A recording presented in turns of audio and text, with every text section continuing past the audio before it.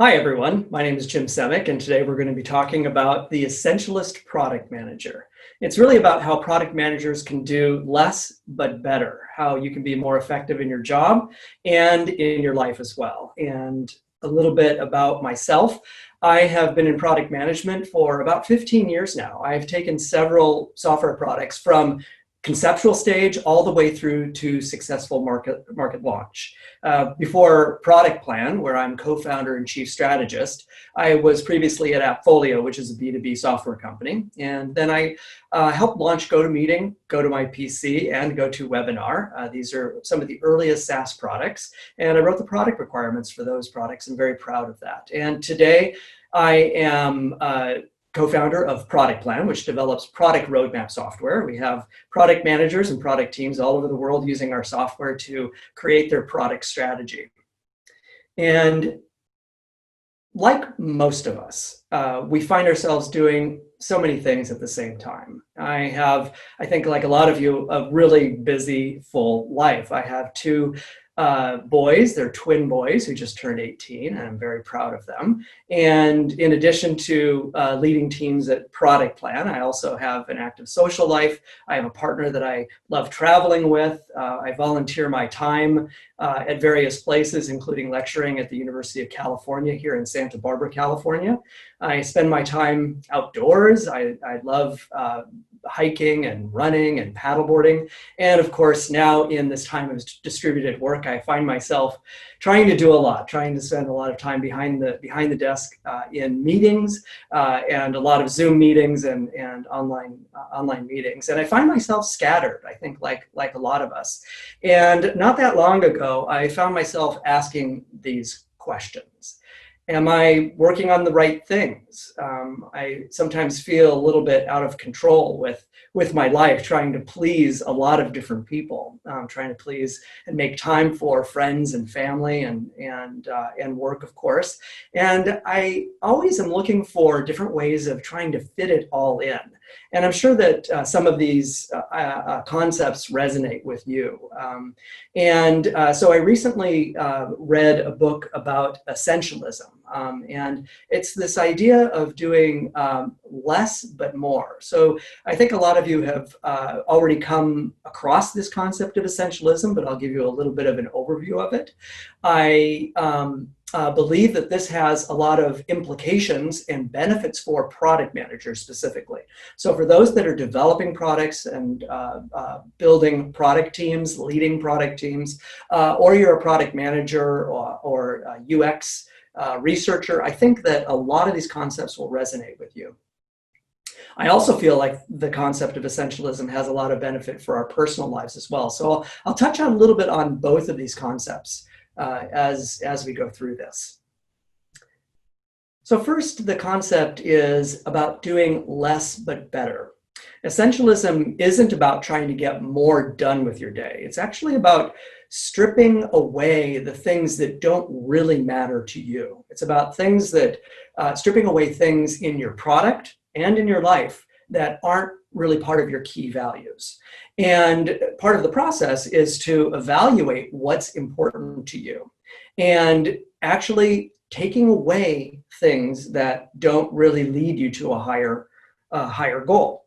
Now, with most of us, we find ourselves trying to do 100 different things, as I said, and we wind up scattering our energy in a lot of different directions.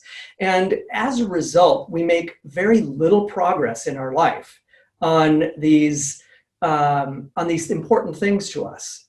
And for those that are practicing essentialism, however, they focus on the few key things that really matter. And by doing so, you can make incremental progress and much further progress on those few key things.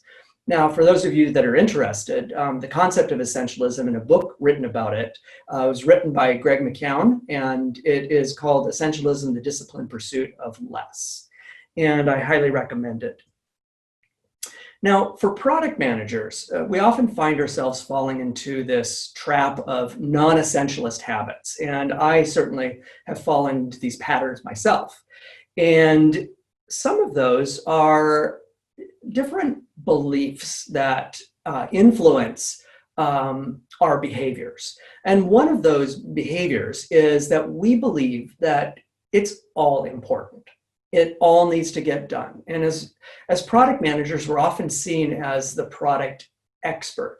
And while we may not have people directly reporting to us, we are often in the center of it all. We're often in the center of decisions from different departments, and we have a lot of stakeholders to please.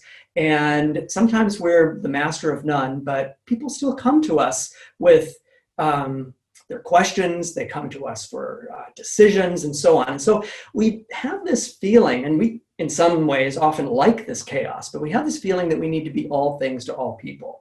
And we struggle to fit it all in. So we attend all the meetings. We tend to feel responsible for everything. We're the expert with all the answers. And at the end of the day, no decisions wind up getting made without our input. And this is not a good place to be.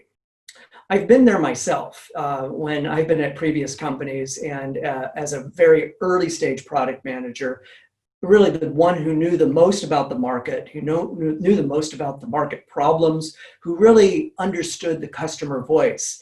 I would often find myself being involved in too many meetings, and all the meetings. And every time a decision had to get made or details about an edge case needed to be discussed, I was the person to do that. And I had my toes in everything. And it wound up causing burnout. I found myself just needing to take a step back from that situation. And you never want to get to that point where you're feeling this sense of drudgery and burnout. You want your workday to be full of joy and ease. And we'll talk a little bit more about how to get there. So a non-essentialist product manager thinks that it's all important. Now, another habit of non-essentialist product managers is that they focus on more. And I have seen product managers like this in action, and I've talked with a lot of product managers, certainly through ProductPlan. And I find that the way they think is often undisciplined and reactive. So if customers come to them with a burning issue or a new feature, these may be all great ideas. And certainly if your CEO comes to you and says, we really need to do this, you have to pay attention to that. But if we're doing it without any sort of structure and we're being reactive, you wind up simply being a feature factory. So this is the product manager that pays really close attention to the competition and looks at the feature checklist and says, well, if they're doing it, I need to do it too. And it becomes a competition and a feature factory. And you don't want to be in this situation either. Another habit of non-essentialist product managers is that they say yes a lot. And this is one of the core tenets of essentialism, is the ability to say no. Now, a non-essentialist product manager will say yes without thinking first. That's their first gut instinct. And they do it for a lot of reasons. And we all do. We all say yes to things that we later feel like we should have said no to, or we say yes to people to please them. We say yes sometimes because honestly, that's really the easier path. And unfortunately, what that means is that too much piles up on your plate. You feel stress. You wind up taking care of these things at the last minute. You force execution of these things at the last minute. And that is not a way to have a rewarding and successful day, is to wind up having all of these things on your plate. You wind up feeling out of control. And at the end of the day, you wind up with feeling overwhelmed. You wind up feeling unsatisfied. And there is a way that you can do better. And that's through essentialism. So I want to talk about that a little bit. There are certain mindsets that essentialist product managers have that they bring to their day. And these are some habits that you can take with you today, especially if your team is working in a distributed way. And that's why I'm starting with this first concept of creating space for thinking and exploring. And I think it's really important today for product managers to block out times on their calendar for creative thinking, for thinking strategically. So often we find ourselves, our days being booked by other people. And unfortunately, what that means is that if you're not in charge of your own time, as you've heard this before, someone else will be in charge of your time. So you need to be able to block out time on your calendar for that strategic thinking. I also suggest that you look at your calendar and you look at these recurring meetings that you have, and think about the meetings where you're not really an active participant, where you're simply witnessing what's happening. And those meetings, especially those hour-long meetings, the ones that I'm talking about next week, you can drop out of those. So maybe pick one or two next week that you can maybe sit out of and use that space for some creative thinking. Now, most of us are working in our homes today. And it's important to have a pleasant working space, a pleasant working environment where you can feel a little bit inspired. So doing small things like better lighting, clearing the clutter out of your space, lighting a candle can make something a little more inspiring for you, so you can have a little space in your day and your head in order to do that creative thinking. I also feel that creative practices like doing mind maps, doing visual brainstorming practices with your colleagues, doing online Post-it notes for those brainstorming sessions can be a really valuable exercise to get you kind of out of your right brain a little bit and think creatively. And that helps create the space and gives you a way to think about about these problems that you need to solve. Now, I'm also a big believer in moving every day. I think that getting exercise every day, and for me, getting outside every day is a really important part of my day. And that's where I spend time to process. So even walking around in my backyard, it's an important time for me to think about the day, to think about problems, to think about a presentation that I need to give. And through that process, I can digest, come away more refreshed, and then bring my best self to whatever it is, whether it's a meeting or a presentation, and so on. Now, another practice is our mindfulness practices. So these can be practices like meditation. It can be going for a walk. Anything that takes you out of your head and the day-to-day chaos that's going on and brings your attention to the present moment can be really helpful for creating space and solving problems. Now, another practice for product managers to be more aspirational is to define your product's vision. So with Essentialism, it's important for you to understand the goals that you're driving to and the values that you abide by. And this also applies for our personal lives. If we don't have a solid understanding of what our underlying core values are and why we're doing something to begin with, then we're just going to move around from project to project, from person to person, and we won't have direction, and we'll make little bits of progress on a lot of things. So by defining your product's vision, you can have a better sense, and your stakeholders can have a better sense of why you're doing something to begin with. And that'll help inform your decision. So think about, what is your product's why? Why does your product exist in the first place? So some of you have already put thought into this. This might be your competitive differentiation. It could be maybe the founder's story, why the product came into existence in the first place. So there is probably some big why of why your product began. And then the next step for you as a product manager, if you don't already have this vision in place, is to get your executives in alignment with that vision. So you're not going to make a whole lot of progress on prioritization discussions, on roadmap discussions, on product decisions, unless there is alignment within the organization about that vision. And so that's why we recommend starting with a top-down strategic roadmap. So thinking about the why, and then figuring out what the goals and KPIs are for your product, and then developing the roadmap from that. And so many organizations have a long laundry list of what they consider to be their roadmap. In some cases, you might have an organization that their roadmap is their backlog, which in my opinion is setting you up for becoming a feature factory. And we can talk a little bit more about that. So what I believe is that with essentialism, we should be releasing fewer features that really matter. And this fits really well with the essentialist mindset. So you want to do fewer but better, both with your product and with your life. So a few ways of creating features that matter is to distinguish the vital few features that your product needs to have from the trivial many.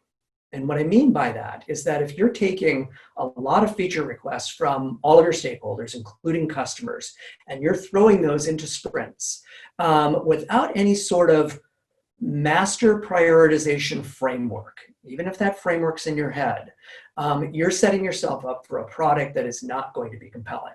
You're setting yourself up for another Me Too product that's just like the competition, that doesn't have much differentiation, that really is lackluster. And so you need to figure out through different prioritization methods, which are those vital few. And of course, that starts with the product vision, and then through the goals for the organization or through the product, and using prioritization frameworks such as the Kano model, which is thinking through those threshold features that your product has to have versus the delighter features that your product needs to have as well, you'll be able to come up with a product that's really compelling. Now, ProductPlan, our product, also has a prioritization framework built into it. It's the typical value versus cost framework that a lot of product managers go through when they're thinking about what to build. So which features have the highest value for your customers, and which features can you deliver for the lowest cost? So those are just a couple of frameworks that you can use to think about which are the vital few projects and features to be working on. Now, another concept of essentialism is more small wins. Rather than shooting for the moon, shooting for those big features that you think are going to be the big needle movers. Essentialism teaches us that as product managers, we should be moving iteratively along a path with a lot of small wins and celebrating progress along the way. So this does several things. One is that it's inspiring for your team to have those small wins. And it also sets you up with a winning mindset. And I think this is really important. And it also fits with the minimum viable product concept that a lot of startups and a lot of products are using today, which is think about the features that are the minimum feature set to get you into a market and that create delight with customers. So I mentioned delighter features with the Kano model before. This also fits very well with the minimum viable product concept, which is get something, ship something out the door, something that has value for customers and includes some features that maybe the customers don't expect, that are delighter features, features that can, that once the customer sees them, they think, this is really special, and now I can't live without this. So for example, when we launched GoToMeeting, we included several delighter features, not the least of which was fewer features than the competition, but we also included features such as an easy-to-use play button for starting a meeting. So at the time, it was very complicated to start an online meeting. It was also very expensive because every additional person that joined the meeting, it cost the organizer more. And so we created not only a simplified, beautiful user interface with a simplified play button to get started, but we also included a pricing model that was simple and easy to use that caused so much delight in the market. And the other thing that I talk about is if you have an existing product, over time, it's very likely that your product backlog is getting really full. And so I encourage you to go through your product backlog and think about the things that you can get to market in the next, say, 3 to 6 months, and everything else, delete. I was in that situation once. I was part of a startup. We had a product in the marketplace, and as a way of acknowledging my stakeholder feedback, as a way of capturing all of this information, I kept adding stories to my product backlog. And the product backlog ballooned and ballooned until I had hundreds and hundreds of items in there. And it was causing this underlying stress in my life. And it was only when I decided to declare backlog bankruptcy that I started to feel better. So what I did was I looked at the items that we could accomplish in the next 3 months that I felt confident were part of our product mission and vision, and that we could actually accomplish. And the rest of it, I deleted. And I never looked back after that. And now I have the belief that if it's important enough, it will come back again. And the benefit of doing this, and this is very, in hindsight, I realized this was very essentialist, is that it freed up my time and it freed up my space in my head to think about the things that were most important for the product. So I encourage you to eliminate the non-essential items from your product backlog. Another item to help you discern the features that really matter from the trivial many is to make sure that stakeholders understand your prioritization framework and make sure that they understand the trade-offs. So when an executive, especially one that might have a very strong opinion, comes to you and says, we need to do this, it's important for you to help them understand the framework that you're thinking about and help them understand the trade-offs. Help them understand, well, now if we do that, what are the things that we need to give up as a result? And how does that align with the goals for the organization? Now, another habit of essentialist product managers is to take time before they make a decision. Essentialist product managers actually take more time to make decisions than their non-essentialist counterparts. So the essentialist product manager will pause and will very frequently say, no, not yet. I think it's important to acknowledge that your customers and your stakeholders, the executives in the organizations, they're very smart people. Your company wouldn't have hired them if they weren't smart. And they have a lot of great ideas. And so it's important to respect these people with these great ideas. And it's not just a flat response of no. It's often a question or a response of, well, it's not now. That's a great idea, but not yet. And then it becomes a discussion of understanding your reasoning, understanding your prioritization framework, and how you're justifying that. So I think that people and stakeholders have a lot more respect for you if you say no and you can justify it in a logical, thought-through way. It's also important to have empathy for their position. So if the VP of sales is coming to you and they need a feature in order to close a big deal, it's important for you to put yourself in their shoes and have empathy for why they want that certain feature. And that becomes part of the discussion, is to really have an understanding for why it is that they're coming to you with that request. And then you can have that trade-off discussion. And to be honest, sometimes you're not right. Sometimes your stakeholders actually have better ideas. So it's important for you to be flexible and always remember that you have a choice. You have a choice to say yes or no, and you also have a choice to change your mind, especially in light of changing circumstances, competitive pressures, new customers that come to the table that might have important needs. So keep that in mind as you're having these conversations with stakeholders.